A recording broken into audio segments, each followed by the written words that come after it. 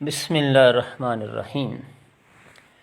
عوامی درس قرآن کے حوالے سے بات چل رہی ہے۔ آج چوتھا درس ہے اس عنوان سے۔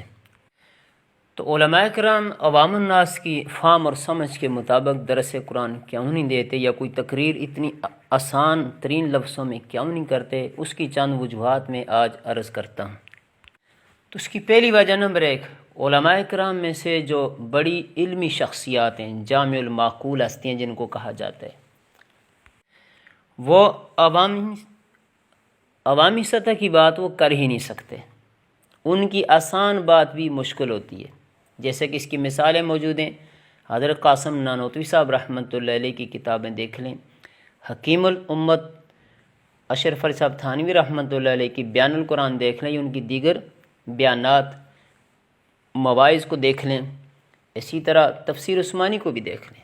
آپ کو تفسیر عثمانی اردو میں نظر آتی ہے، حالانکہ انتہائی مشکل ہے۔ میں نے اس کو سبکن پڑھے لکھے لڑکوں اور لڑکیوں کو پڑھا کر دیکھا ہوا ہے۔ میں بڑے عرصے سے الحمدللہ تفسیر پڑھا رہا ہوں، اور تفسیر عثمانی میں نے سبکن طالب علموں یعنی عام لڑکوں کو بھی پڑھائی ہے، اسکول کالج کی میٹرک سے لے کر کے F A B A M A تک کے طلبہ اور طالبات کو پڑھا کر دیکھی ہوئی ہے۔ نہیں سمجھتے وہ تفسیر عثمانی کی اردو کو بھی نہیں سمجھتے۔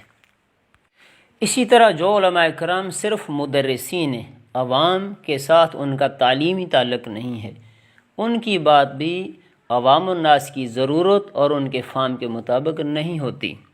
نمبر 2، اس کی دوسری وجہ یہ ہے کہ علماء کرام کی کوشش یہ ہوتی ہے کہ ان کی بات علمی ہو، وہ علمی نکات بیان کریں تاکہ اہل علم کی نظر میں ان کی بات وزنی ہو، یا وہ مجمع سے کوئی داد لے سکیں۔ اس لیے وہ اپنی علمی سطح سے نیچے اتر کر کے بات کرنا اپنی شان کے خلاف سمجھتے ہیں۔ نمبر 3، اس کی تیسری وجہ یہ ہے کہ جن علماء کرام کا عوام سے براہ راست تعلیم کا تعلق نہیں، وہ عوام کی ذہنی استعداد اور فہم کا اندازہ نہیں کر سکتے۔ انہیں معلوم نہیں کہ دین کے حوالہ سے لوگوں کی سمجھ کتنی کمزور اور کمتر ہے۔ اللہ کے بندو، ہمیں تو عوام سے براہ راست تعلیم کا بڑے عرصے سے تعلق ہے۔ لوگوں کو تو قرآن اور حدیث کا فرق بھی معلوم نہیں، یعنی ایسے لوگ بھی ہیں جو سمجھتے ہیں کہ حدیثیں قرآن میں ہوتی ہیں۔ ہاں جی، وہ سمجھتے ہیں کہ حدیثیں قرآن میں ہوتی ہیں۔ اسی طرح ایسے لوگ بھی ہیں جنہیں حدیث، واقعات، حکایات اور بزرگوں کے اقوال کے درمیان بھی فرق معلوم نہیں۔ ایسے لوگ بھی ہم نے دیکھا، ان سے واسطہ پڑے، جو حکایات اور واقعات کو بھی حدیث کہتے ہیں۔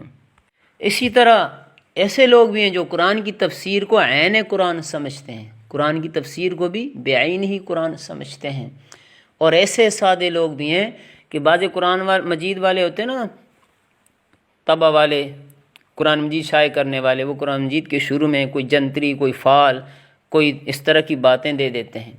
تو ایسی عوام سے بھی واسطہ پڑے جو ان کو بھی قرآن سمجھتے، وہ کہتے ہیں قرآن میں یہ بات ہم نے پڑھی ہے، قرآن میں لکھی ہوئی تھی، قسمیں کھا کر کہتے ہیں بھائی ہم نے قرآن میں یہ بات پڑھی ہے۔ اس بیچارے کو یہ نہیں پتہ کہ قرآن کے شروع میں ایک کتب خانہ والوں نے یہ جنتری شامل کر دی ہے۔ اتنی سادی عوام بھی اللہ کے بندو ہے۔ اس لیے میری علماء کرام سے گزارش ہے کہ ایک تو درس قرآن کی طرف متوجہ ہوں، اور عوام الناس کو انتہائی سادہ ترین عام فہم الفاظ میں درس قرآن دیں، اللہ کی کتاب کو سمجھائیں اصلاحی انداز میں، بس فرقوں سے نکل کر کے۔ یاد رکھیں جو کم تعلیم یافتہ لوگ ہیں یا ان پڑھ لوگ ہیں، انہیں علمی نکات سے کوئی دلچسپی نہیں۔ یہ تو اعلیٰ تعلیم یافتہ اور بڑے مولوی طبقہ، چھوٹے بھی نہیں، ان کو علمی نکات کا ذوق شوق ہوتا ہے، وہ علمی نکات کو پسند کرتے ہیں اور اس پہ واہ واہ کرتے ہیں، یہ ان کی طبیعت خوش ہوتی ہے۔ عوام الناس کو وہی بات اچھی لگتی ہے کہ ان کی سمجھ میں آئے، ان کی دلچسپی کا سامان ان کی بات سمجھ میں آنے میں ہے۔ اگر ان کو بات سمجھ میں نہیں آئی تو سونے جیسی بات آپ نے ان کے سامنے رکھ دی، ہیرے جیسی بات آپ نے رکھ دی، ان کی سمجھ میں نہیں آئی تو ان کے لیے مٹی ہے، بیکار ہے، کچھ بھی نہیں۔ عوام کو بات سمجھ میں آ گئی تو وہ چاہے اتنی بڑی نکتے نہیں ہیں، بہت قیمتی بات نہیں بھی، تب بھی ان کی دلچسپی ہے۔ اللہ تعالی ہمیں اپنے دین کی خدمت کرنے کی توفیق عطا فرمائے۔